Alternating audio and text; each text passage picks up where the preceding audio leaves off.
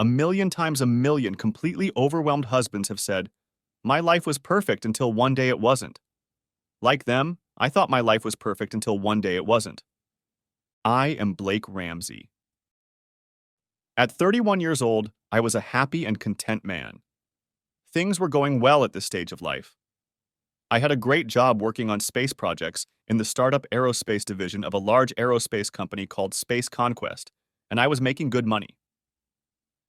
We were working on a contract with NASA to develop the next generation manned spacecraft after the SpaceX Dragon and Boeing Starliner. It was to be a winged spacecraft that would land like an airplane. Unlike the space shuttle, it would be designed for passengers only, 8 people. It looks a bit like the Air Force's X-37B, only bigger and with a canopy. Like the X-37B, it would land completely under automatic control, with no pilot input. My part of the project included a rescue system. In the event of an accident, each crew member was to be ejected in their own pressurized capsule. The ejection could be initiated at any stage of the flight, at launch and ascent, and at any point during re-entry. It was a space engineer's dream job.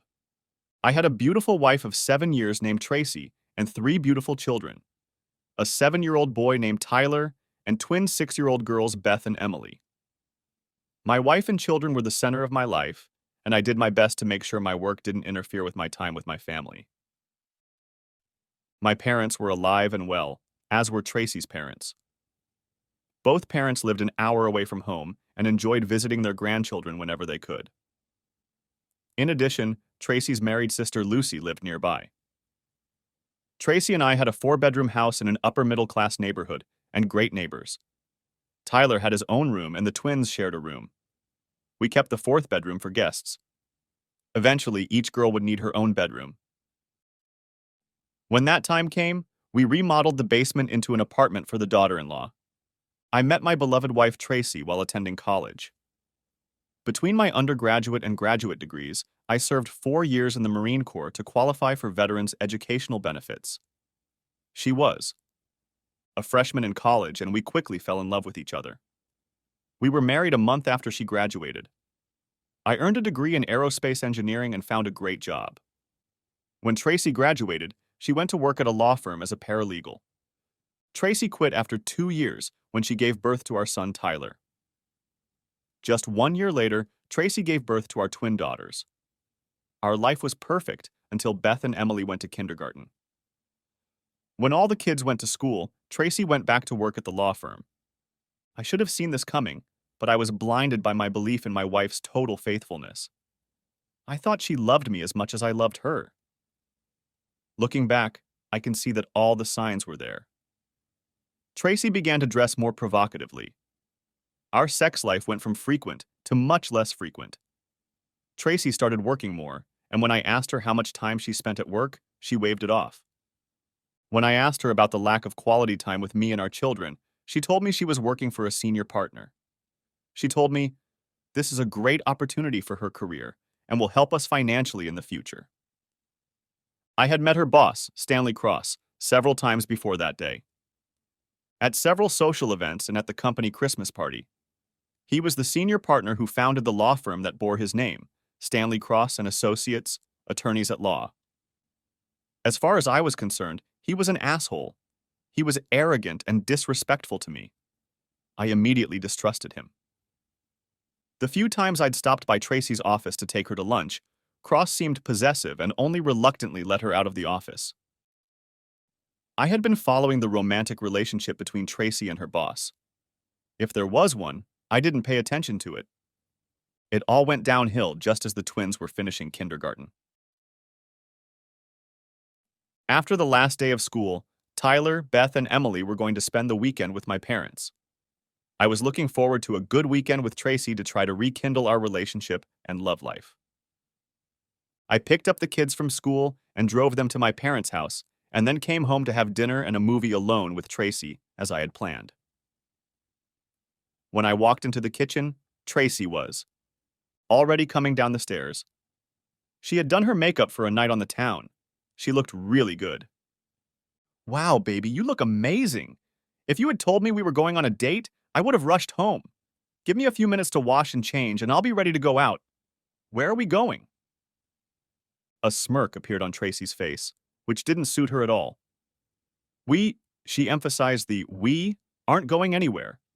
I am, however, going to go somewhere, just not with you. I was shocked. What are you saying? I have a date with my boss, Stanley Cross, and that's just the beginning. Starting today, we're going to have new rules. Stan is coming to pick me up to spend the night in town. I won't be home tonight or Saturday night. We have a room, a suite, downtown. I'll be back sometime Sunday afternoon. What the hell are you talking about? I shouted. You need to calm down and accept it. This is the way it's going to be. I'm leaving and I'll be home Sunday afternoon. Bullshit. If you think I'm going to put up with this, you're crazy. You're out the door and don't plan on coming back. No, Blake. I'm coming home to our house. We will remain husband and wife, and I will still live here just like you. You have to understand that I still love you, but I need a little more. If you insist on making things more complicated, you are the one who will no longer live here. It would be a disgrace for the father of our children to be left penniless and in jail. Now you need to sit down with me and tell me about the changes that have taken place and that you will have to get used to. I want to do it the easy way, before Stan gets here in about 30 minutes. If he has to explain everything to you, you'll like it even less. I replied, if asshole is here in 30 minutes, he's going to get his ass kicked in 31 minutes. You won't want to do that, Blake, Tracy replied confidently. For two reasons. One, you'll really have to listen to what he says about what he can do to you if you don't cooperate, and two, he'll have Max with him. Max is his driver and bodyguard. He's big and mean and has no sense of humor. If you touch Stan, you'll end up in the hospital. I suddenly had a feeling I hadn't experienced since I was a Marine in the Middle East. I didn't define it at first, but then it came to me. I was ambushed. On one side of me is my wife, and on the other is Stanley Cross. I'll find myself in their crossfire. They seem to have the advantage of a pre-planned surprise, and I'm at a loss as to how to defend myself. I squeeze past Tracy and start to climb the stairs. Where are you going? Demanded Tracy. We need to talk. I'm going to wash up and change. I'll be down in 5 minutes. As a Marine in the Middle East, I'd been ambushed 3 times. I developed a few rules for ambush behavior. 1. Try to see it before you get trapped. In the case of Tracy and Stanley Cross, I didn't see it. The second rule is to take cover immediately. That's exactly what I did, walking out of the front room into the temporary safety of my bedroom. The third rule was, come up with a plan to extract yourself and your men. I needed a plan. I devised one. First, I changed out of my suit into casual pants and a sport shirt with a breast pocket. Then I set my iPhone to record and slipped it into my breast pocket. I then went to the dressing room and knelt in front of the old shoebox where my shoes stood. On the lid was printed, Captain BC. Ramsey, USMC. I swiped all the shoes off the locker lid and reached for the key I had taped to the back of the locker. I opened the shoe locker, and immediately a 10-year-old memory came over me as I saw my old uniform. A fleeting thought reminded me that I knew I could still comfortably fit into all my uniforms, even after putting them away for 10 years. Underneath the uniforms were several fold-out folders, and underneath them was a box containing my medals and awards for 2 tours of duty in the Middle East. I opened the box briefly, but I was interested in something else. Under the box of medals was the prize I was looking for, the Betsy, my Marine Corps Beretta 9mm pistol. It was in a fabric-lined plastic case with 2 magazines of 9 rounds each. I was not officially allowed to keep the pistol, but an accident that occurred in the quartermaster system during my discharge allowed me to do so. This pistol had a special meaning to me. It had saved my life in combat more than once. As I was loading a clip into the grip, I heard Tracy at the bottom of the stairs say, "Get your ass down here, Blake, or you'll be sorry." I replied, "I'll be right down. Get me a beer, will you?" I stood up and flipped the bolt to put a round in the chamber. Since the Beretta is a double-action semi-automatic pistol, I only needed to pull the trigger to fire. I slipped the gun behind my belt in the middle of my back and pulled my knit shirt over it. If I didn't look for it, it would go unnoticed. As I left the bedroom, I pulled my cell phone out of my shirt pocket, turned on the recording, and then put it back in my pocket so that the camera lens peeked out from behind the edge of the pocket. I wanted to know exactly what was on Tracy's mind and what plans she and that asshole had for me. I decided to adopt some of the interrogation techniques I'd learned in the Marines as part of my training. I was going to be as non-confrontational as possible and encourage her to talk so she could explain how she perceived the situation. When I arrived in the living room, I found Tracy sitting at the dining room table with a glass of white wine in front of her and a cold beer in place for me. "It's about time," she admonished me. "We have some things to take care of before Stan gets here." "Sounds like you have a lot to say, Tracy," I said. "Tell me about this new reality I have to accept." "First of all, I want you to remember that I love you more than anything in the world. I have a family with you, and I want to grow old and die in your arms." "I really don't want to hurt your feelings, honey," she started before I interrupted her. "No more weasel words, Tracy. I'm not sweetheart, I'm not honey, I'm not darling, and I'm not love. Just call me Blake, and I'll call you Tracy." Tracy seemed to take offense at my lack of endearment, but continued. "Again, I don't want to hurt your feelings, but as of tonight, circumstances have changed, and you have to accept those changes, or else. You should know that Stan and I have become very close since he made me his personal assistant. We've been having an affair for almost 7 months now. He started flirting with me shortly after I went back to work as a secretary. Then we got into the habit of having coffee together during breaks. When he made me his executive secretary, we started spending a lot more time together, and his flirting became more like seduction. It was easy to see what he wanted, and I was flattered that such a powerful and important man was showing interest in me. One day, after the end of the workday, when I was in his office, he made his move. "Obviously, you haven't thought about becoming an adulteress or making me a cuckold," I said. Tracy replied, "I'm sorry, Blake, but I haven't. But that doesn't mean I don't love you. You're still the person I want to spend the rest of my life with." I sipped my beer and said, "Good luck making that happen." "Tell me, Tracy," I continued, "why, after 7 months of successfully cheating and lying to me, did you decide to come clean? You could have gone on like this for years and I would never have known about it." We both decided we were tired of it. We wanted to be open enough to enjoy our relationship to the fullest. That meant we wanted to sleep together at night, go out and travel together as lovers. The only way to do that was to get you to accept the lifestyle we wanted. I sipped another beer and said, "Again, good luck making it happen." "No, no, Blake." Tracy leaned forward and tried to take my hands in hers. "There's not going to be a divorce. We're going to stay married. You just have to accept the fact that Stan and I will be seeing a lot of each other. I'll be staying overnight at his place at least 1 or 2 nights a week. Sometimes we'll vacation together on weekends, and sometimes I might go on an extended vacation with him to Europe or the Caribbean or something. Also, as his assistant, I will be traveling with Stan and meeting many important people. I will attend all his business meetings and accompany him to social events, such as dinners at the homes of his influential friends. Stan is paying me a lot of money. This will be good for us. Think of the benefits. Think of all the things we'll be able to afford. Vacations, our kids' college tuition. We'll finally be able to upgrade that lake house we've always talked about." I replied, "You think I'd want any of that paid for with money earned by a whore from Stanley's company?" "I'm not a whore," replied Tracy angrily. "I'm an asset to the company. I'm the confidant Stan needs to run his law firm. Entertaining is part of the business of a powerful and influential man. I am proud that such a great man has allowed me to be his mistress. And you should be proud too.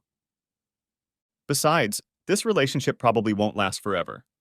I think it will last 2 or 3 years, no more. And then everything will be as before. I'll be your faithful wife again, and we'll enjoy our wonderful family together for the next 50 years. Besides, you should know that Stan wants to be your friend. He believes that I can be shared as long as he gets what he wants and you meet his requirements. He knows that I love you and still want you to make love to me. Stan even said you can have fun with me sometimes. There will just be some conditions. Since he'll be visiting us at our house occasionally, he really wants to become a family friend, maybe even become an attentive uncle to our children. Internally, I was furious, but maintained a relatively calm demeanor. I adamantly stated, "This jerk will never see or talk to my kids. Ever. Do you understand me correctly?" And then it hit me, and I had to ask, why would this asshole want to get close to my family? Doesn't he have a family of his own? Tracy replied, Stan is married to a beautiful girl who is almost 20 years younger than him. She comes from a very prominent family. In many ways, it was a marriage of convenience. But unfortunately, she is infertile and cannot have children. Maybe that asshole should adopt someone and stay out of other people's marriages, I stated. Stan really wants to have kids of his own, at least one. He wants a blood heir to whom he'll someday pass his law practice. He would prefer a son, but a daughter would be acceptable as well. Ideally, he'd like to have both. Then why doesn't the asshole use a surrogate? Then he can have as many kids as he wants, I reasoned. He talked to me about it. He told me that he really wants to be the father of a child or children, but he'd make a terrible dad. He wants any child he has to grow up in a loving family. Tracy then hung her head. Oh my God, I can't wait to hear this, I said, getting even more angry because I was amazed at what Tracy was saying. Then I realized what Tracy meant. He wants to impregnate you, doesn't he? And then he wants me to be a daddy to his baby out of wedlock. It wouldn't be an illegitimate child, Tracy stated adamantly. It would be my baby too, and I would love him, just like you do, because you love me. And his last name would be Cross. Stan would pay us a lot of money to raise the baby and take care of all the expenses until his son or daughter graduated from college. Oh shit, are you pregnant yet? I asked. No, she replied, but he wants me to stop taking the pill in a few months. I told him I want you to be okay with a new relationship before we do that. This just keeps getting better and better, I said to myself. And again I repeated, good luck making it happen. Tracy got angry. Stop saying that, she demanded. I know you feel that way now, Blake, but after some time has passed, we hope you'll change your mind. I was stunned by her words. Just as I stood up to confront her, the doorbell rang. Tracy ran to the door, letting her boss in. As she crossed the threshold, he wrapped one arm around her waist and they kissed. This just keeps getting better and better, I said to myself again. How did he take it? Asked Cross to Tracy. Not well. I think you need to explain the consequences of non-compliance, she said. I heard him reply, Then we'll move on to plan B, shock and awe. Stan was an imposing man. My height was 5 feet 11 inches. He was a few inches taller and a little overweight. I wondered why Tracy admired his physique so much. I suppose his long, wavy graying hair gave him a solid appearance. He looked confident in his black three-piece suit, and he had an air of authority about him. His appearance and hard voice were appropriate for a courtroom. He stepped up close to me, even stepping into my personal space. Mr. Ramsey, I believe we need to talk. Talk? I need to kick your ass. You can try, and from the looks of you, I might be able to land a couple of good punches before my driver storms in here and kicks your ass. You'll be in jail by tonight, so get in. I looked out the door and saw a large man standing on the doorstep. It didn't scare me, but I wanted to hear what he had to say. So, muttering, I sat down. Great, now we can talk like civilized people. When your wife agreed to become my personal assistant, she took on other responsibilities as well. I have enjoyed your wife for the past 6 months, but we are tired of meeting in secret. You two will have a new relationship. As my personal assistant, she will provide me with professional and personal services as needed. Mr. Ramsey, you will remain Tracy's husband. Your role as husband and father will not change, with one exception. I will take care of Tracy's needs. Most of the time, those needs will be met at the hotel or at the office, but sometimes when you are not home, we will have to use your bed. You bastard. What makes you think I'm going to put up with this? I'm going to divorce her cheating ass before I put up with all this shit. Mr. Ramsey, this kind of talk is unproductive. Don't forget the business I'm in. I'm a big-time attorney with the power of the largest law firm in town. If you try to divorce her, you'll be punished. I don't just mean divorce. Of course, in a divorce, we will take everything away from you and make you pay her alimony and child support, and she will continue to have fun with me. Your wonderful little son and twin daughters that you cherish so much. You won't see them very often, if at all. You will be put in jail for a certain amount of time, and you will never see your children again. I'm sure your company will fire you on the spot. In addition, your family and friends will disown you. I sat stunned, not knowing what to say. I had no idea that Tracy and this jerk were willing to go this far to promote their blatant connections. Stan continued, "Now I know you won't do anything stupid. If you try to tell my wife, all the hell I just explained to you will fall on your head, plus a visit from my driver and his friends, after which you probably won't be able to walk, much less lay with a woman. If you try to just leave town, my private investigators will track you down. So be a good boy and just accept this new relationship. Your wife is a wonderful assistant." I turned to Tracy and asked, "Would you really do these things to me?" She replied, "I wouldn't want to, Blake, and I don't have to as long as you play ball. After a while, you'll see that this will become the norm for you, and you won't give these arrangements a second thought." Still stunned, I watched my wife and the jerk walk toward the door. He picked up her overnight bag and was almost out the door when I interrupted them. "Before you go, I want to tell you a few things." Annoyed and rolling his eyes in silent contempt, the asshole said, "What things exactly, and be quick about it?" I began. "After I have a couple drinks and pay for the death of my marriage, I'm going to call your wife and tell her everything you don't want her to hear." I then turned to Tracy. "Then I will call your sister, Lucy, and tell her all the same things. I'll let her tell your parents." Stan wasn't sure he understood me correctly because it went against everything he was used to when he was trying to commit extortion. "What did you say?" he asked. Without repeating myself, I continued. "Early Saturday morning, I'm going to call a locksmith and change all the locks." Now Tracy was listening and trying to comprehend what was happening. "After the locks are changed, I'm going to walk down the block to Kate's house and take her out for an evening of dinner, dancing and drinks. I never told you, but she's been shamelessly flirting with me, starting just a few months after her husband died. She may be a little older than me, and she doesn't have a movie star face like you, but she has an amazing body. She even modeled one of her bikinis for me. Until an hour ago, I wouldn't have thought of leaving you, Tracy, but things have changed, haven't they?" Tracy put on a hurt expression on her face and stammered, "Blake, you can't do that," I continued. "When you two come back Sunday afternoon, you'll find all of Tracy's stuff in the middle of the yard. It's everything she owns. All her clothes, shoes, personal items, makeup, jewelry, and even our wedding album. And it won't all be in plastic garbage bags. You should arrange to pick them up before 4 Monday morning, because that's when the automatic sprinklers go off." Stan began to boil. He turned red and clenched his fists because he couldn't believe that all his threats against me were worthless. Tracy's face took on a pained expression.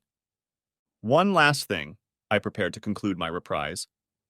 "I'm going to make an appointment with a divorce attorney on Monday morning. Not only am I going to file for divorce on grounds of adultery, but I'm going to name you, Stanley, as a co-defendant. In addition, I'm going to sue you for alienation of affection and another suit against your firm for violating your company's fraternity policy.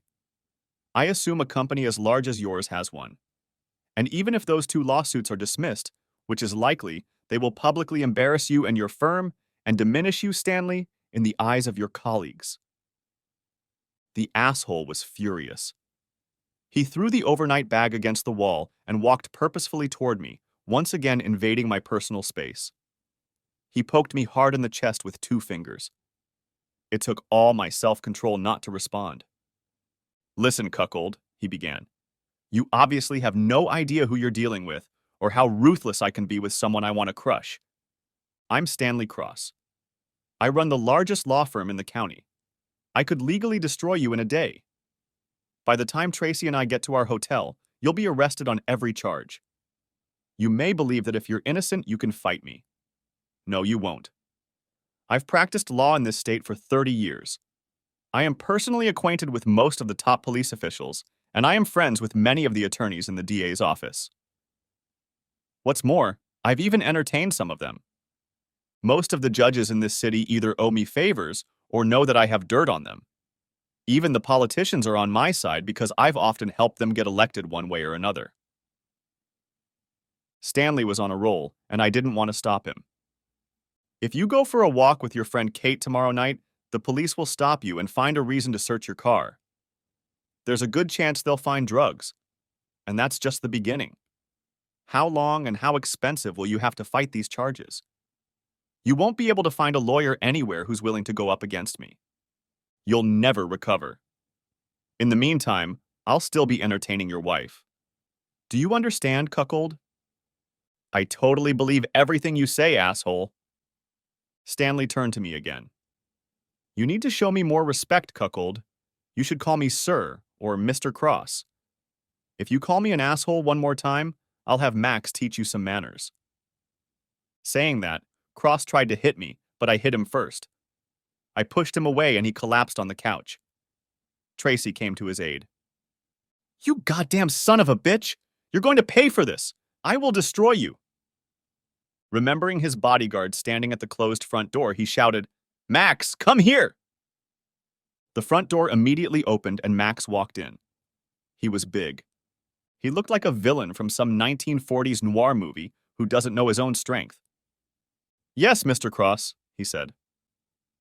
Cross pointed at me with his kind hand and said, Take care of him, Max.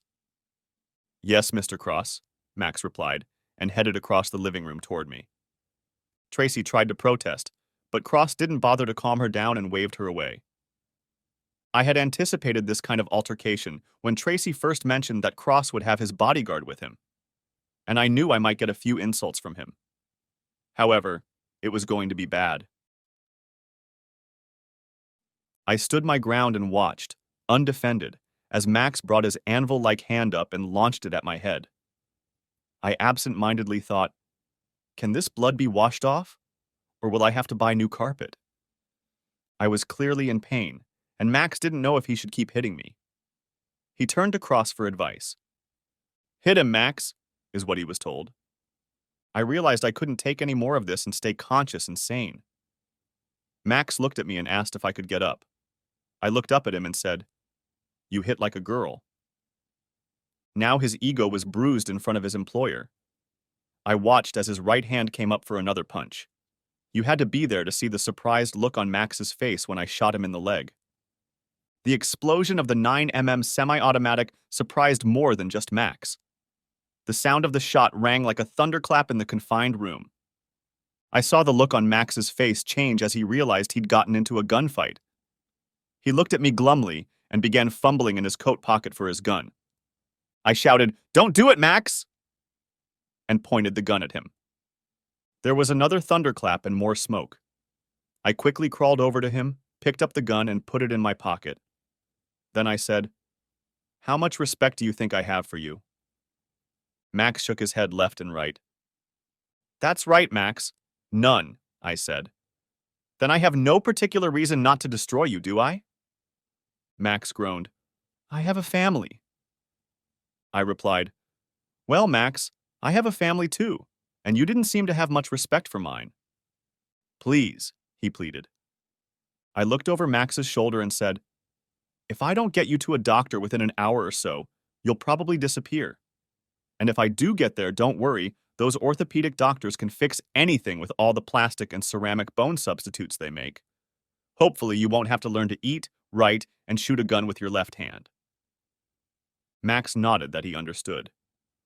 The mistake I had made was leaving the enemy at my back.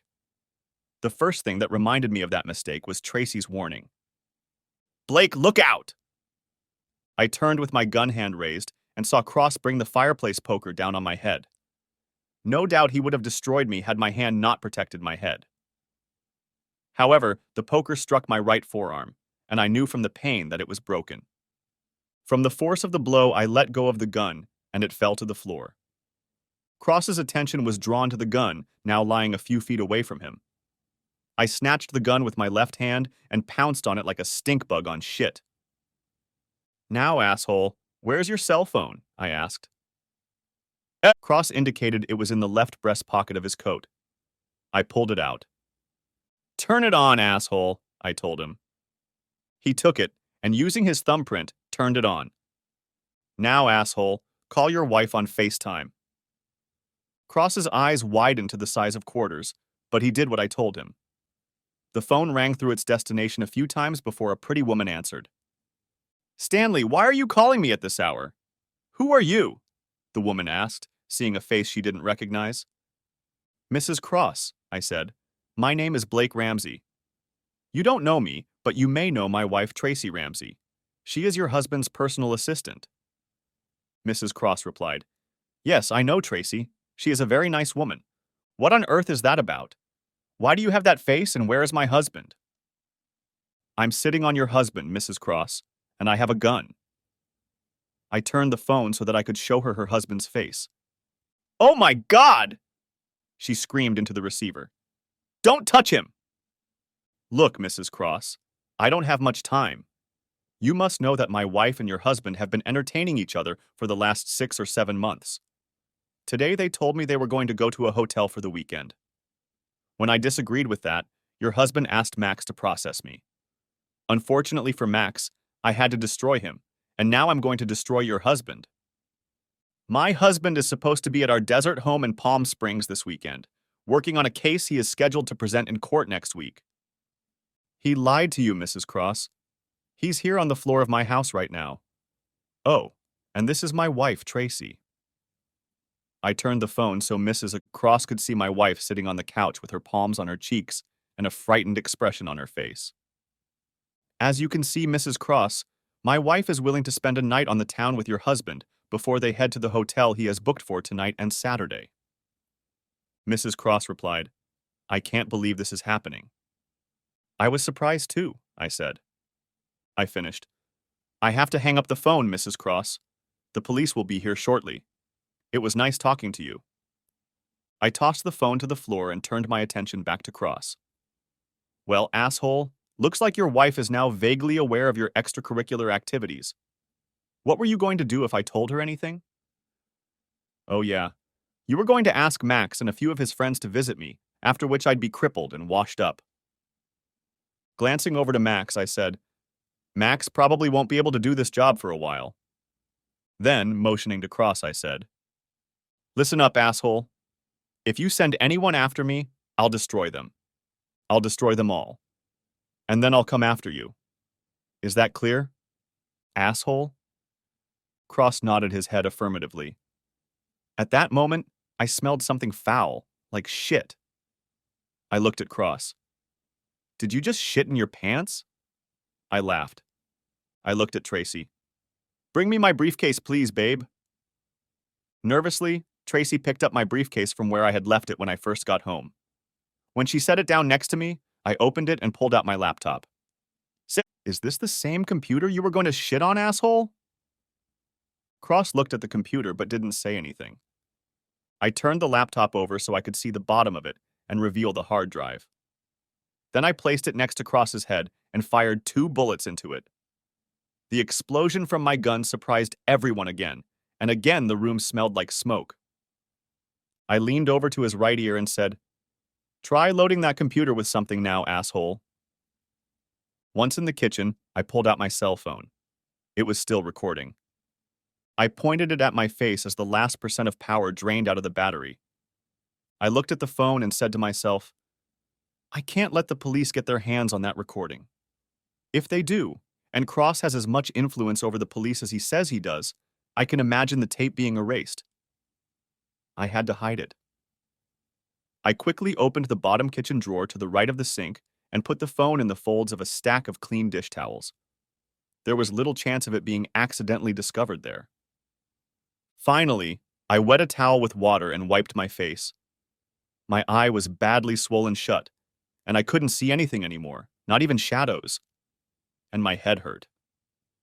I wondered if I had a concussion. I was only gone for a minute, and when I re-entered the living room, everyone was in their seats. Everyone stay where you are until the police arrive. They should be here in a few minutes. I think an ambulance will be just around the corner. With those words, I stepped out onto the porch. The first thing I saw were several of my neighbors lined up on the sidewalk. One of them said, "Were those the shots we heard, Blake?" I replied, "Yes, those were gunshots." "Did anyone call 911? Two people raised their hands. One of my neighbors was retired Marine Colonel Orson Sage. We were best friends and often drank beer together. I always called him Colonel and he called me Captain." "Are you wounded, Captain?" the Colonel asked. "You should see the other guys," I replied. In the distance, I could hear the howling of sirens. I knew the police would be here in a few minutes. "Colonel," I called out, "could you do me a favor? I need some help."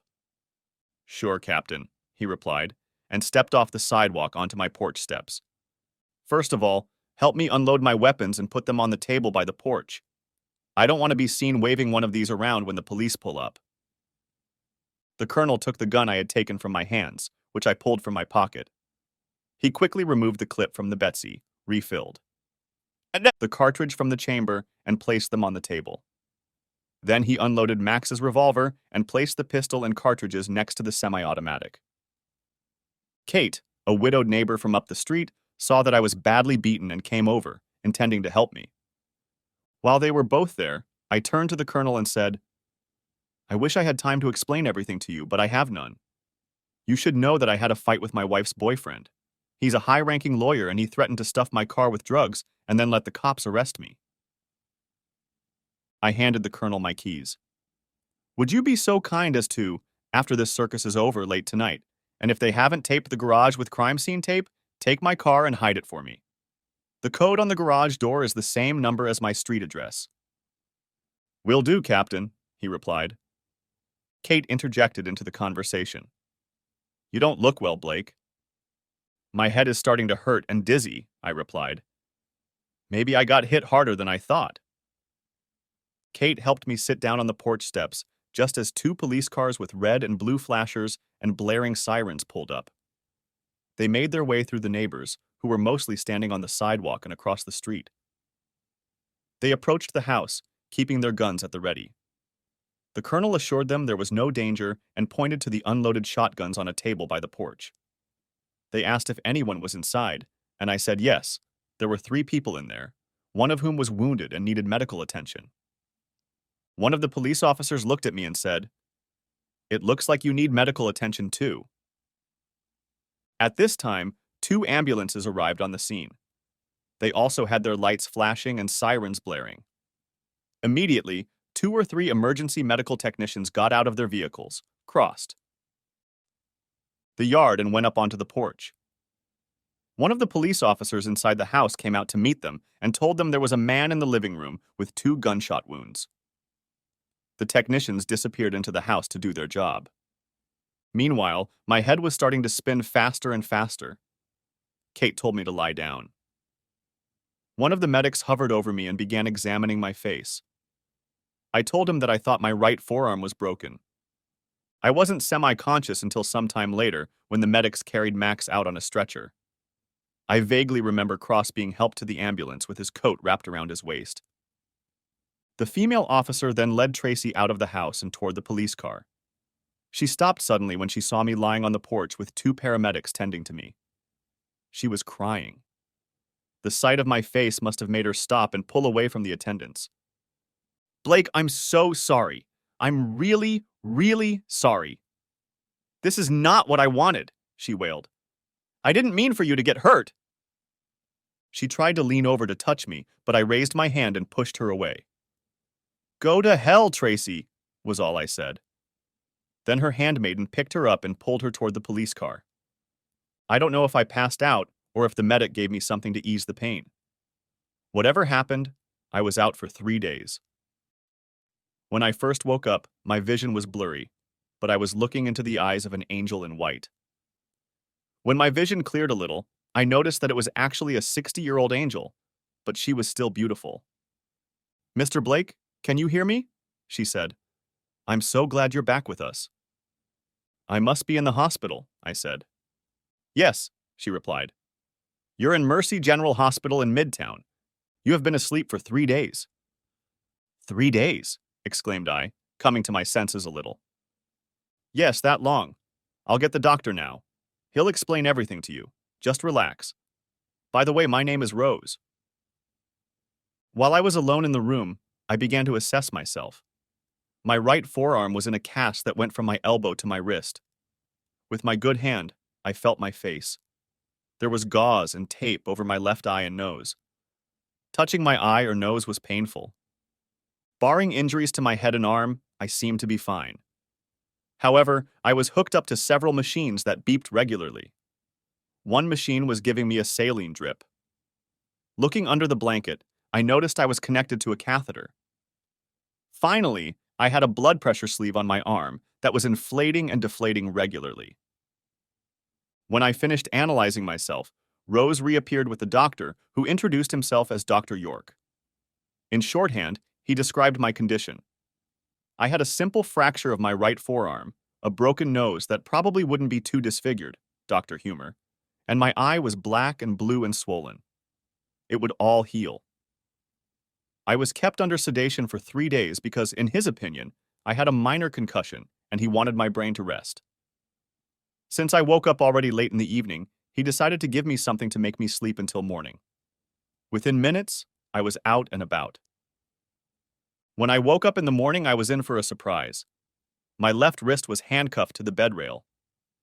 What the devil? I exclaimed when I realized what it was and pulled on it. Relax, Mr. Ramsey, said the voice. Looking around the room, I saw a middle-aged man in a suit with a loose tie. I was told you were about to wake up, he said. What's going on? Why am I handcuffed to a hospital bed? I don't think it's because you were afraid I'd fall out. I'm Detective Sergeant Hardman, the man said. And no, Inspector Ramsey, we weren't worried about you falling out of bed.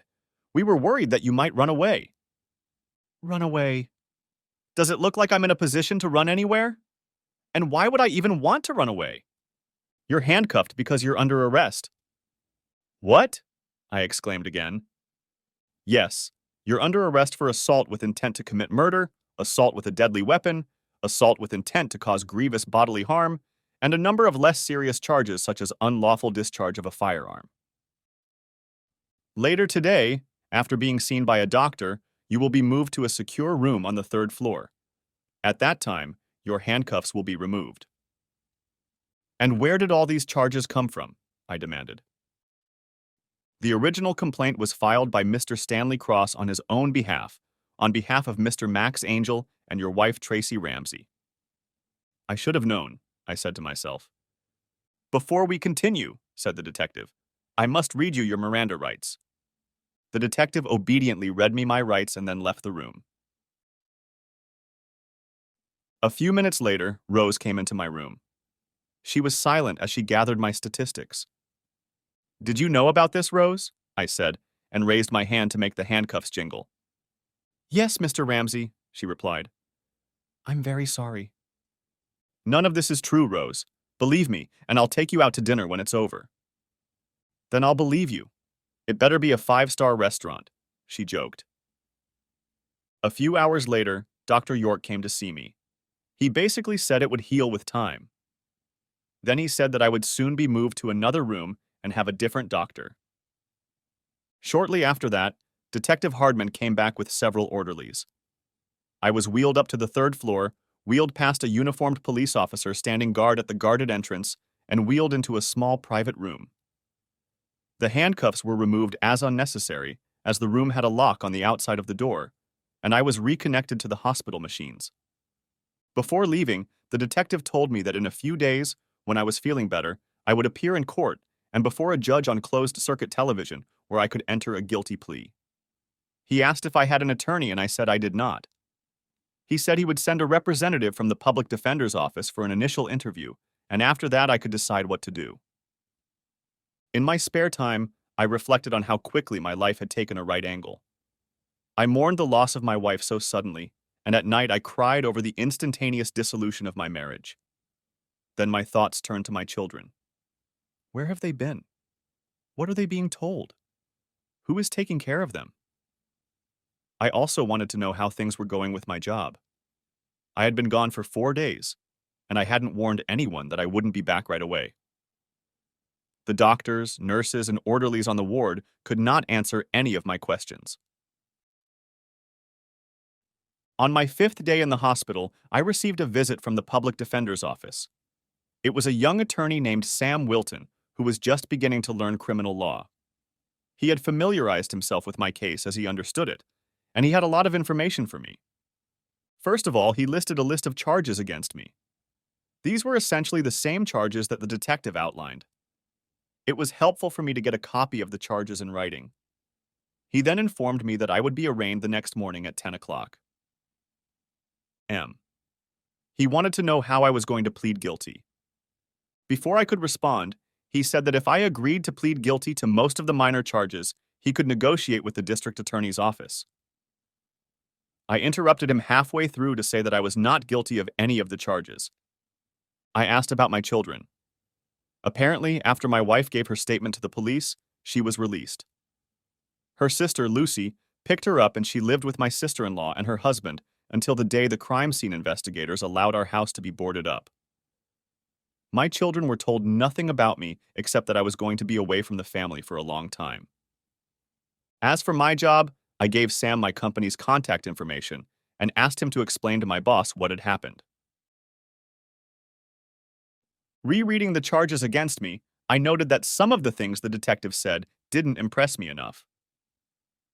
"What is this spousal abuse charge?" I asked.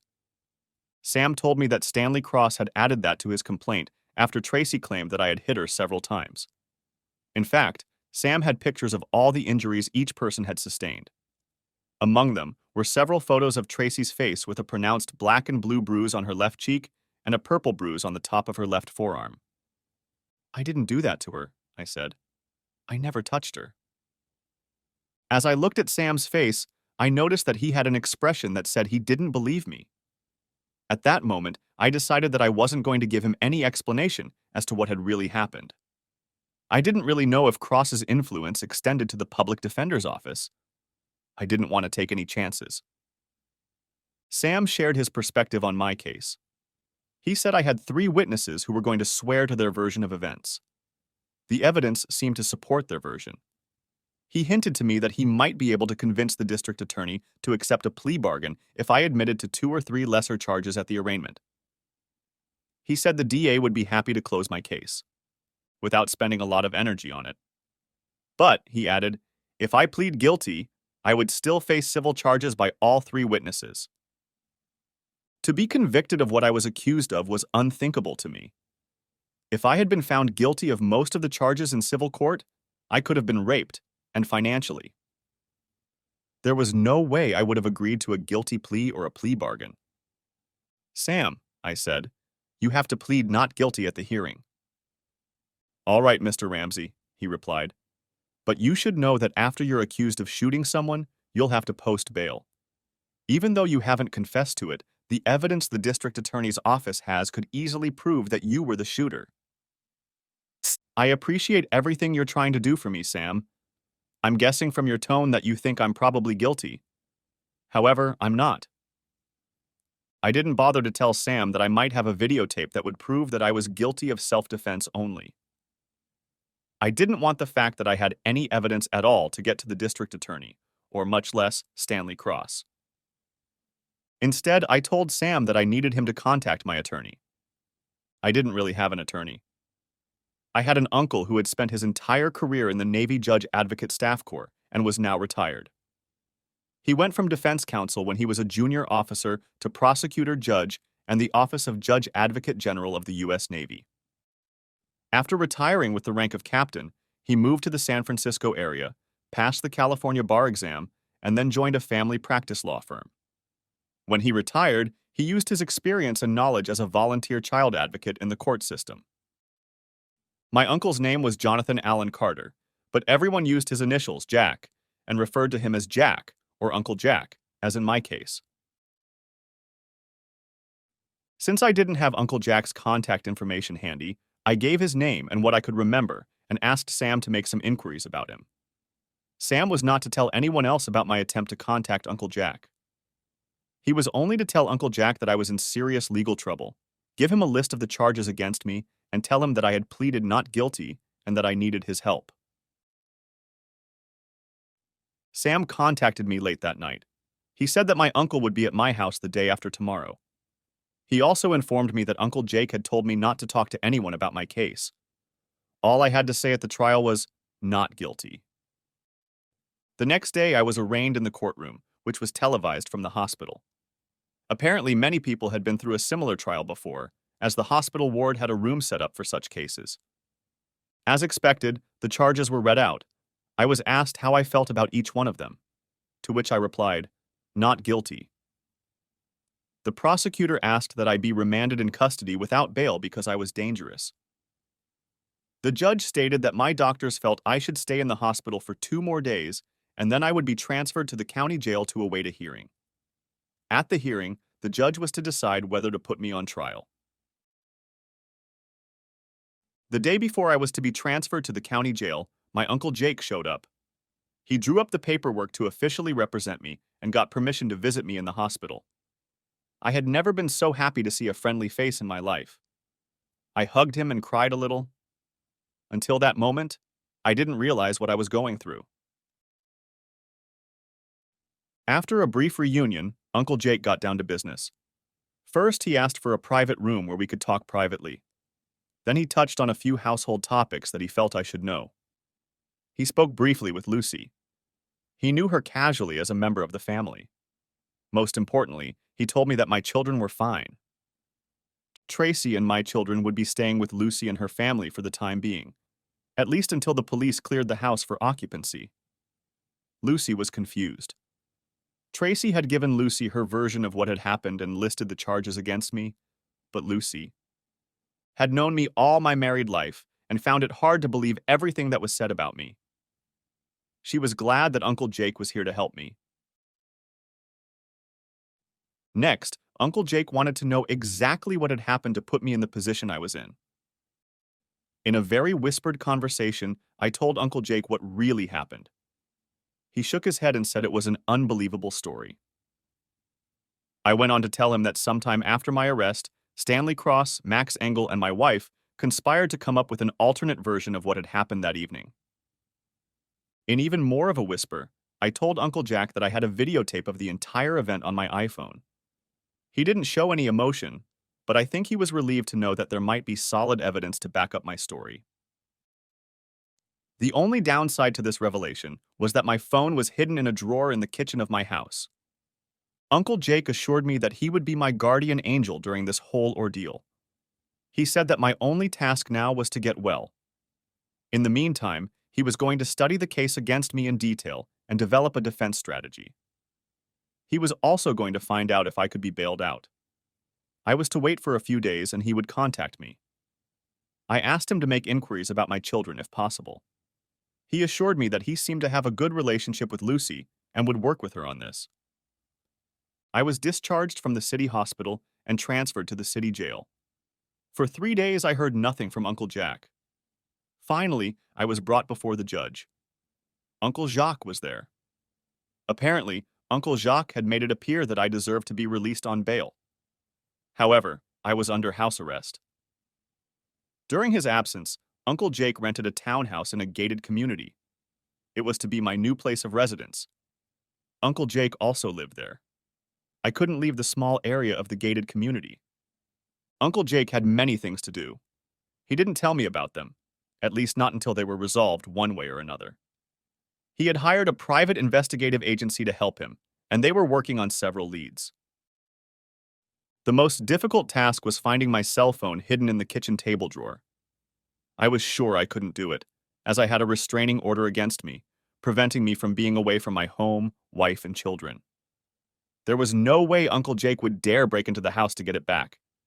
He knew he would find a way sooner or later, but for now, there was no such opportunity. In the meantime, Uncle Jake had set up a new cell phone account for himself and me, so at least I had a way to call someone in case of need. One of the people I called was my neighbor, the Colonel. I told him about my situation and my situation. He said there were some things going on at the house that I might want to know about. When I told Uncle Jack about it, he asked me to invite the Colonel over for a few beers and steaks at the barbecue. The Colonel told us that one evening, about a week after the incident, and before the house was returned to Tracy, he heard his brown Labrador Semper barking at something outside. From his window, he looked across the street to my driveway and noticed two men in dark clothing surreptitiously shining a flashlight on the front door of the garage. He called 911 and reported a possible break-in. He then quickly dressed and, carrying his dog and an aluminum bat, crossed the street to confront the intruders. The intruders did not see or hear him approach until he stood behind them and they attempted to pick the garage door lock. "You picked the wrong neighborhood to rob," he said. When the robbers turned around, the Colonel took a picture of them. They were wearing hoods that would prove to any skeptics that they were indeed intruders. The would-be bandits jumped back at first, but immediately realized the Colonel was alone. "You'd better get out of here, old man," one of them said, and stepped toward him threateningly. The Colonel's brown lab couldn't be seen well in the darkness, but her menacing growl was heard by the bandits as she stepped between the Colonel and the bad guys and bared her teeth.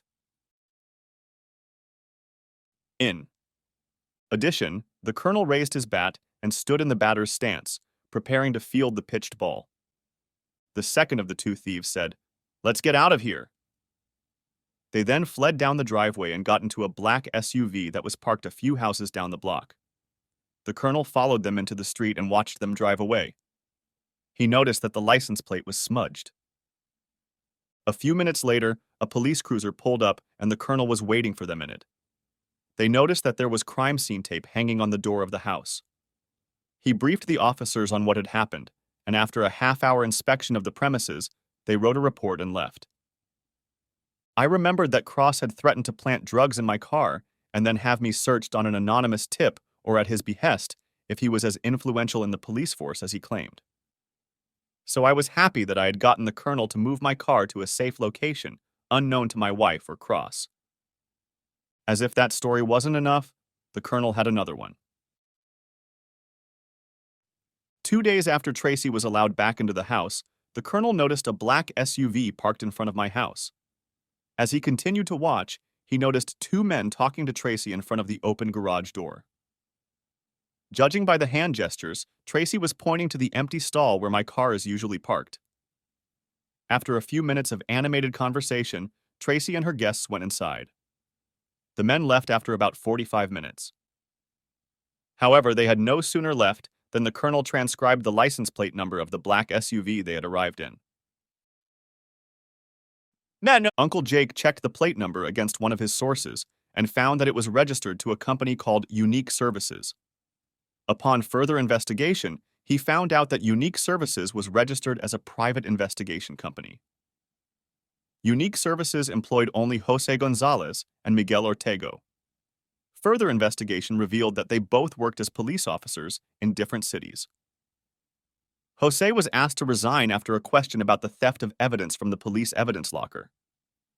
Miguel was fired for falsifying arrest records. Furthermore, Unique Services had the law firm of Stanley Cross as a client. Now it became paramount to retrieve my cell phone from the kitchen of the house. That's what Uncle Jake was going to do. His plan was to call Tracy and ask if he could come over and talk to her directly and informally about the situation.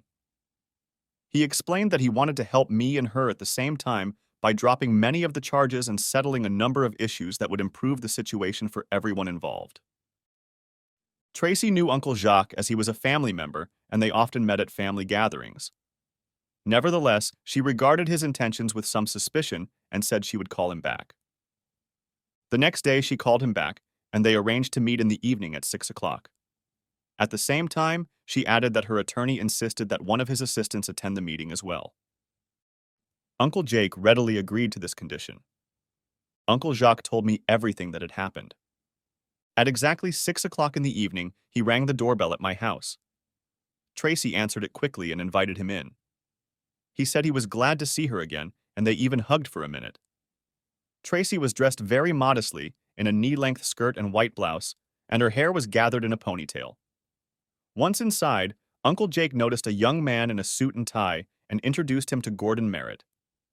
He was an associate in the law firm of Stanley Cross. They shook hands. The three of them settled into the large family room, and Tracy, apologizing, said she would bring them coffee. Once they were seated, Mr. Merritt suggested they get down to business.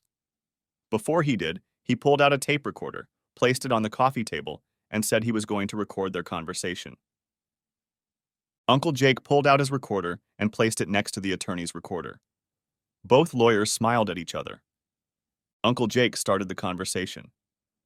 "I'm very sorry that the situation has turned out this way for both you and Blake. You two have always been some of my favorite people and always seemed so in love with each other." "I'm sorry too, Uncle Jake. I never meant for things to get this far. I can't believe things got out of control," Tracy lamented.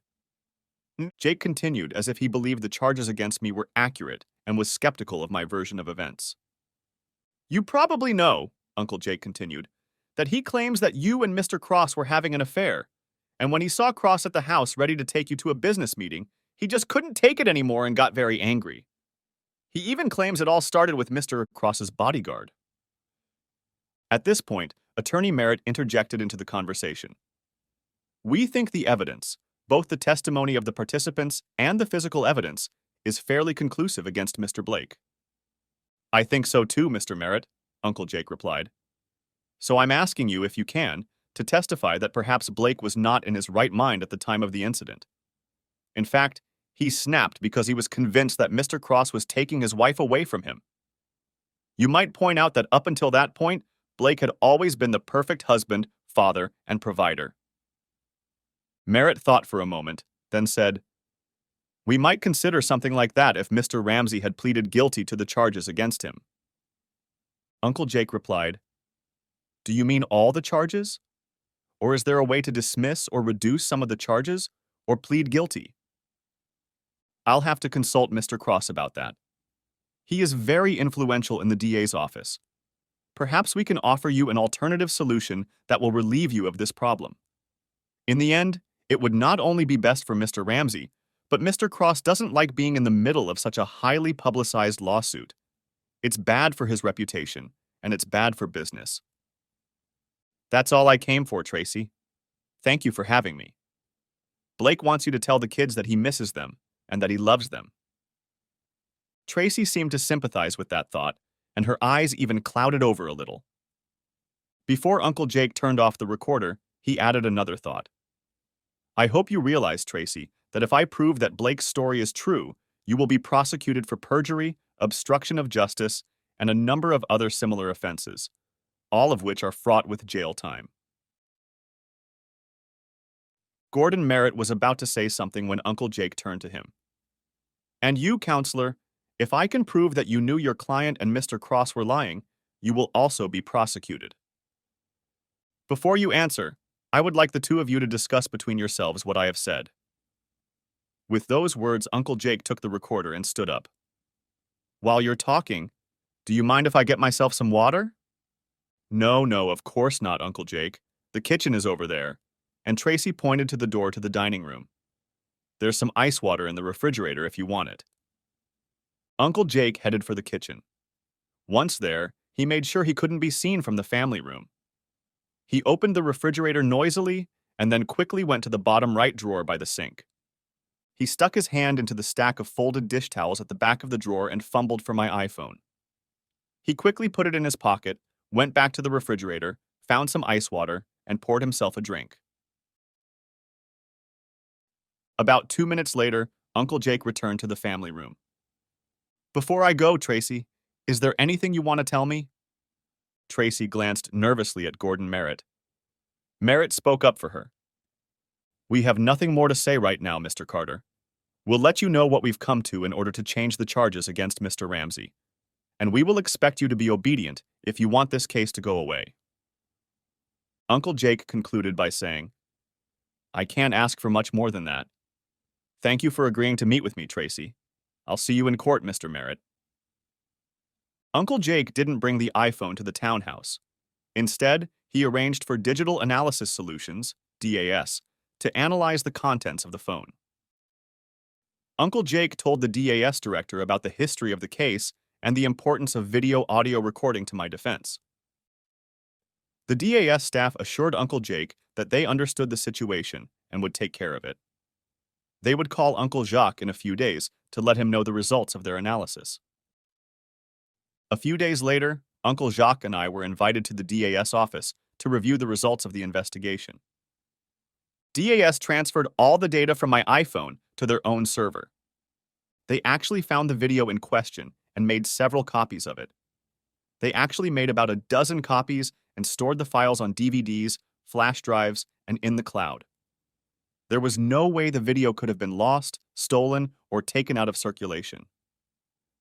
Uncle Jacques and I watched the video for the first time.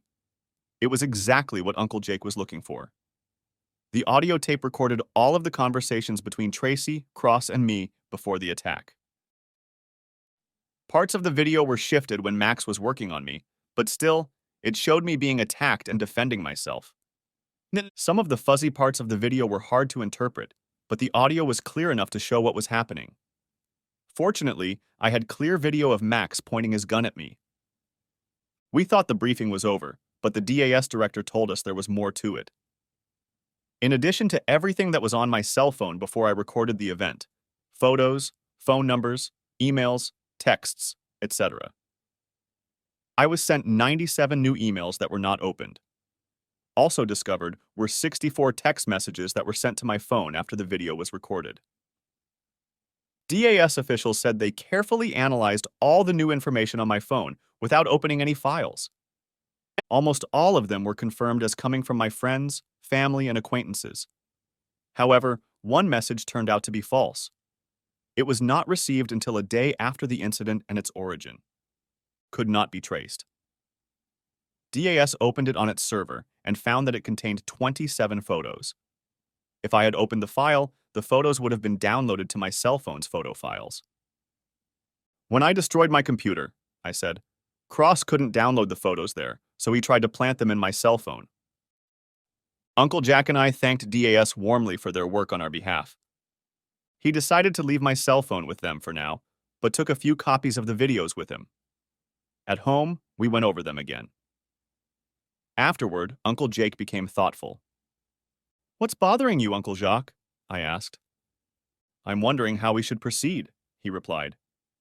"If we took this evidence to the district attorney now, we could be pretty sure he would drop all charges against you. Besides, if he wanted to pursue the case, he might have a case against Cross, Max, and Tracy.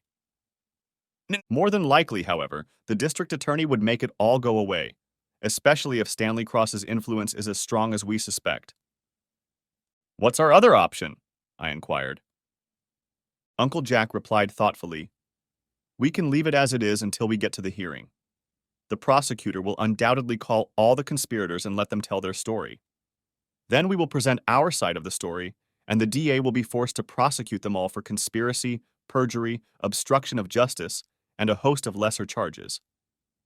That would be a lot of jail time. And I'd get my kids," I pondered. "So what do you want to do? We can end this tomorrow, or we can play the long game and involve them all in a complex conspiracy." I didn't hesitate.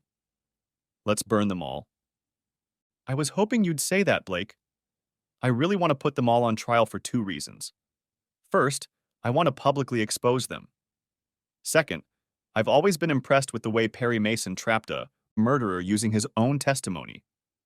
I think every trial lawyer would like to do that. That would be my Perry Mason moment." I thought it was funny that an old, battle-hardened lawyer like Uncle Jake would harbor such fanciful dreams. All that was left was to wait for the hearing, which was scheduled in 3 weeks. Uncle Jake used that time to prepare his presentation. One day he remarked to me that there might be a slight problem with admitting our video into evidence. If we told the prosecution what we had, they might make a motion to suppress the video.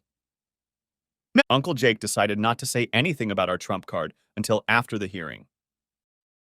A week before the hearing, Uncle Jake took a leave of absence to return to his home in San Francisco, fulfill his obligations to the court, and spend some time with his family.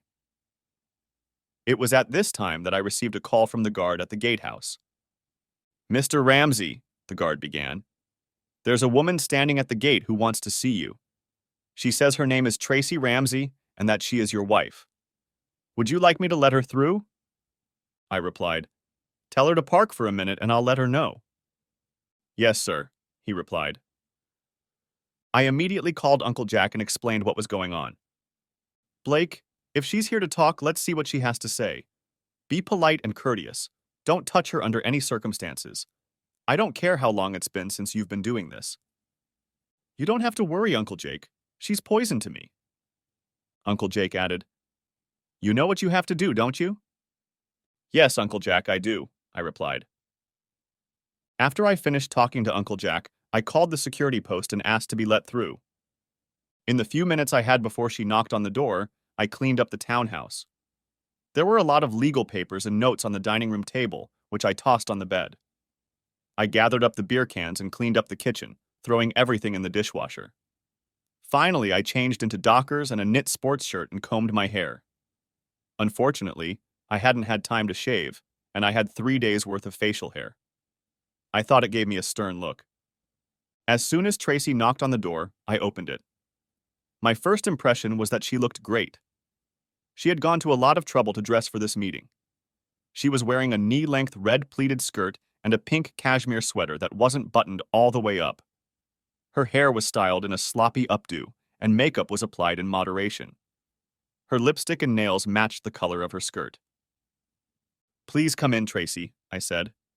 It's good to see you again. You look great. Thank you, Blake, she replied. You look good too. In fact, you look very slim and pretty. I've had plenty of time to work out in the complex gym. Except for the occasional beer, I eat a lot of fruits and vegetables and avoid sugar, processed foods, and anything deep-fried. I continued. Please take a seat on the couch and I'll get you a glass of white wine. I was ingenuous. I returned from the kitchen with a glass of white wine for Tracy and a glass of red wine for myself. Taking a few sips each, I asked why she wanted to see me. I know so much has happened between us, Blake, but I want you to know that I still love you as much as I ever did. I never, ever thought it would go this far. I replied, I know how much you wanted it to go away. You wanted me to become a cuckold and embrace the lifestyle you wanted with Cross. It seemed like it would be so easy. All you had to do was agree to me playing with Cross. I could have a wonderful time and still be your loving wife. And we could have made so much money. In a year or so, everything would be back to normal. I would have been yours alone for all eternity. I'm sorry I spoiled your plans, I said wryly. It wasn't my plans, she said. It was Cross's. He was sure he could intimidate you into submitting to his wishes. He had done it many times before, both professionally and socially. Neither he nor I expected you to resort to extreme physical measures. It was so unlike you. You were always so calm, malleable, and courteous. I guess that's why he thought I was a poofter, I suggested. Sit down. You don't know how afraid I was of you when I saw how cruel you were. It was a side of my character that I tried to suppress. I've hidden it for years, ever since I was a Marine in the Middle East. It's not who I am now. Out of the blue, Tracy asked, Where's your car? I grinned slightly and replied, I don't know exactly. When Cross said he was going to plant drugs in it, I took him seriously and moved it to a place where he couldn't find it. Speaking of my car, what were those two men doing in the house shortly after you got back? They seemed very interested in the garage and my missing car. Tracy reluctantly replied, I think they wanted to plant evidence in your car. I didn't want them to do it, but Stanley insisted we had to bury you. You don't seem to mind stacking evidence against me. Your whole story is going to land me in jail for a long time. If you love me like you say you do, just tell the truth, and the DA will drop the charges against me tomorrow. I can't do that, Blake. I'm in too deep. Stanley has such a bossy temper that no matter what he says, that's the way it's going to be. Guess I'm out of luck, I commented. Then it was my turn to ask a question. What is this accusation against me that I abused you? From the pictures I was shown, you had cuts and bruises on your face and arms. I never touched you. Tracy replied, It was Stanley's idea. As soon as you stepped out on the porch, an alternate scenario of what really happened popped into his head. He told Max and me what our story would be. The version he came up with was as follows. He came to the house to pick me up for a business dinner. You went into an irrational state and accused me and Stanley of having an affair. When Max heard the commotion, he entered the house to help me and Stanley, but you shot him before he could intervene. To make the story seem plausible, he punched me in the face several times before I could say anything. We've gotten together several times over the past few weeks to work our story out so there are no holes in it. I'm sorry, Blake, Tracy cried. I didn't want this to happen. I want things to go back to the way they were between you and me. Well, I said, that's not going to happen. There's a way out of this, Blake. Tracy seemed sincere. Stanley has made some inquiries about you. He knows you're a war hero. He also knows you've been diagnosed with severe PTSD. He wants you to plead guilty based on your PTSD history. He said he will use his influence with the district attorney and the court to get you admitted to a military veterans hospital where you can receive treatment. In a year, maybe less, you will be released as a recovered person. I'll be waiting for you, Blake. We could start over with our kids and live a long life together, just you, me, and the kids. So that was the real reason she came to talk to me. She wanted me to volunteer with the promise that Cross would help me get a minimum sentence in a veteran's mental institution. I didn't believe any of this, but I didn't bother to let Tracy know about it. Instead, I played along with her. That sounds good to me, Tracy, but you need to give me time to think about it. Besides, I'll need to talk to Uncle Jack. I think he might agree too. He seems to have so little evidence to help me compared to the testimony of you, Cross and Max. Please do this for yourself, Blake, Tracy added. Do it for you and me and the kids. In a few years, it will seem like it never happened. It'll just be a bump in the road. I doubt that, I said. You've been having fun with another man for months, wanted me to be a cuckold for your boss, threatened to take my kids away from me if I didn't play along, and made false accusations against me that will land me in jail for years to come. That's a big bump in the road. That's why I want you to take Stanley up on his offer. It's the easiest way out for all of us. Tears came to Tracy's eyes. Like I said, I'll think about it, I added one last time. We were done. I assumed it was time for her to leave. However, Tracy put her hand on mine and said, Maybe we could rest together for a few minutes. I've missed you in my bed.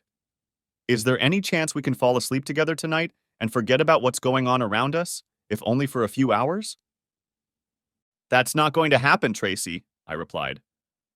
It was obvious I was adamant, and Tracy took the hint. Please accept Stanley's offer, she said. I walked her to the door. Before she left, she gave me a hug. I think she meant it. It felt good, but I didn't return the hug. The purpose of the hearing was to determine whether I would be held for investigation. The prosecution was absolutely confident. Predictably, they put Cross, Max, and Tracy on the stand where they told their well-rehearsed versions of events. Uncle Jake asked each witness only one question. Do you swear to the truth of your testimony? Each of the three answered that they did. Uncle Jake wanted to burn Jose and Miguel and the three main witnesses, but trying to prove that they were complicit in trying to frame me was irrelevant to the specific charges against me. This was all the more true because all their attempts to frame me had failed. When the prosecution had calmed down, it was time for Uncle Jack to make his case. With the permission of the court, Uncle Jake began, the defense would like to introduce into evidence a videotape of the events in question. This evidence is exculpatory, Your Honor. Just then, the assistant prosecutor jumped in and said that this was new evidence that had not been presented to the prosecution for review.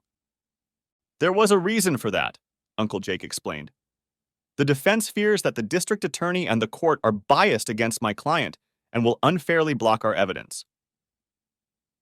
Do you have evidence that the district attorney is compromised, Mr. Carter? The judge asked.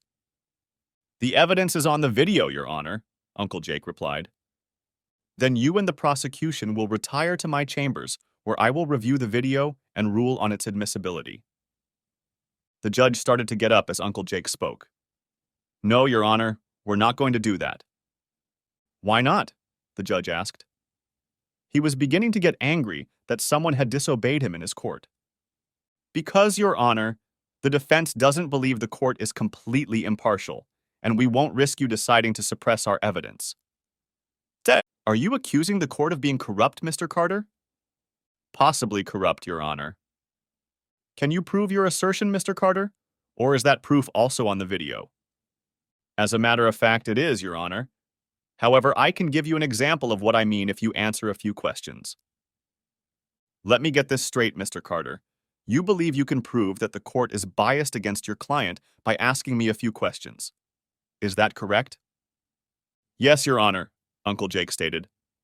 Very well, Mr. Carter. Ask your questions. However, if you can't prove your point, we'll listen to the tape in chambers, and I'll decide if it's admissible. I will accept that, Your Honor, but you should know that if this videotape is ruled inadmissible for the purposes of this trial, and my client is convicted based on the testimony of the 3 prosecution witnesses, I will release the tape to the news stations and the internet regardless of what the court rules. Furthermore, the evidence in this video is such that your integrity will be called into question if you do not release it in court.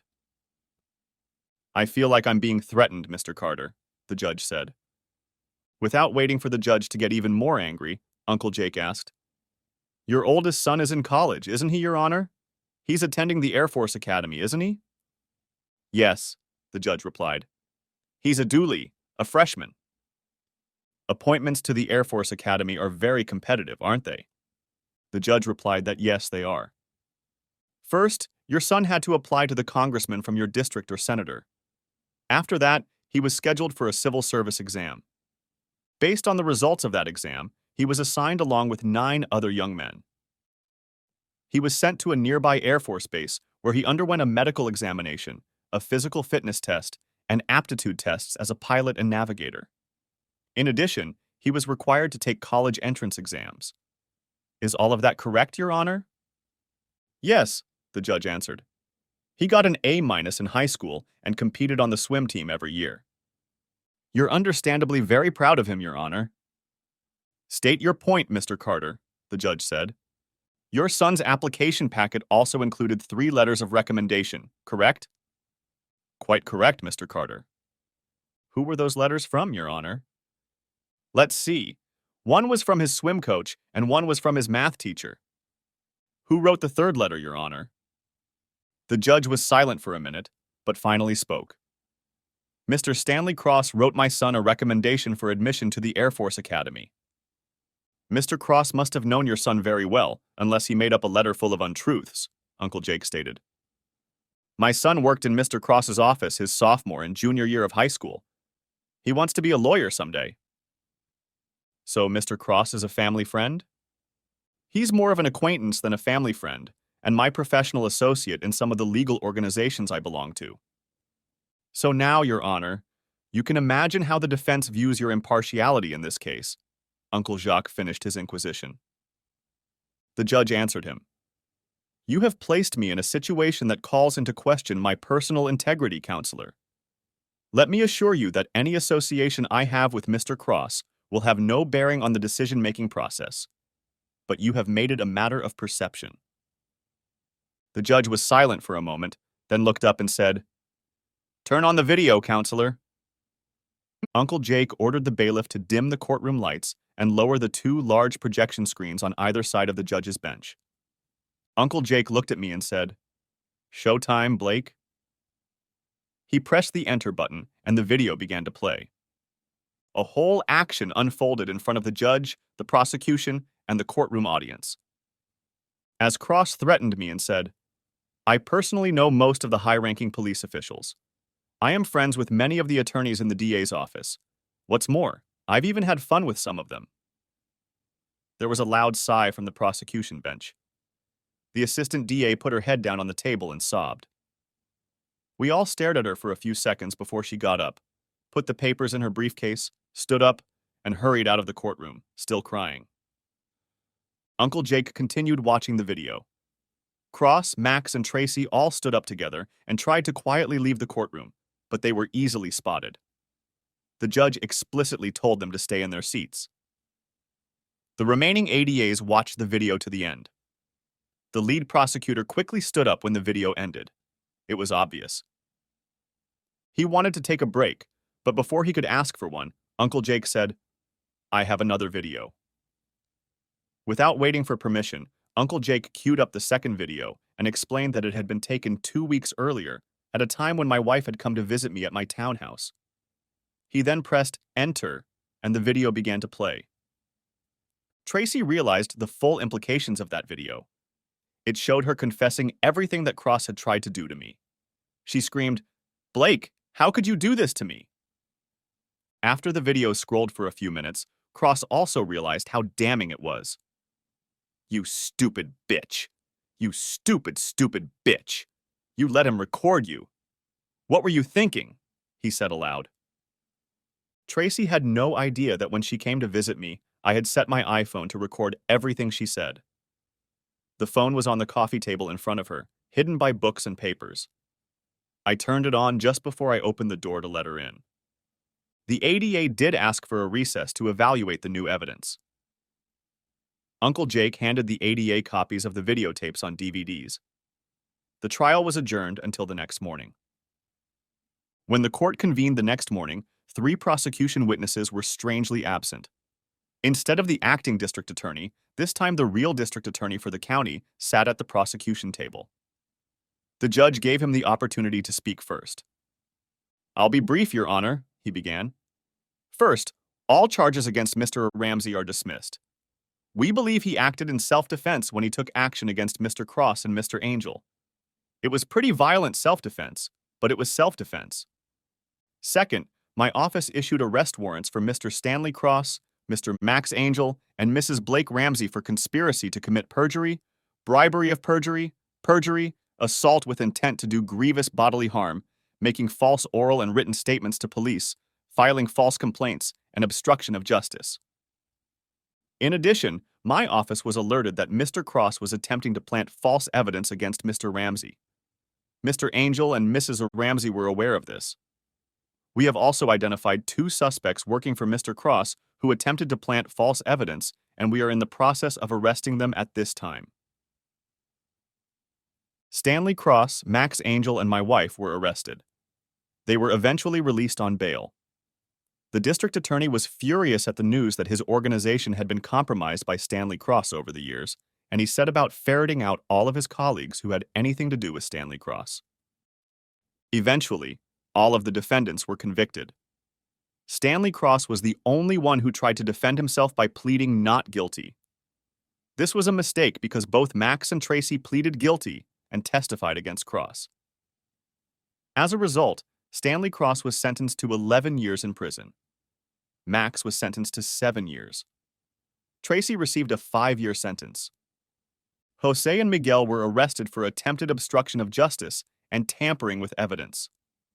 The district attorney played one of the perpetrators against the other until Miguel broke down and confessed, hoping to get a lighter sentence from the judge. They both went to jail for a long time. Stanley Cross was held in the county until he was transferred to a state prison to serve his sentence. Max and Tracy, on the other hand, were given 2 weeks to get their affairs in order before they had to surrender to the sheriff and be taken into custody. Max spent that time preparing his family for 7 years without him. With any luck and good behavior, his lawyer told him he could be out on parole in 4 years. The end. Thanks for watching. I hope you enjoyed it. So subscribe to my channel and watch the next video.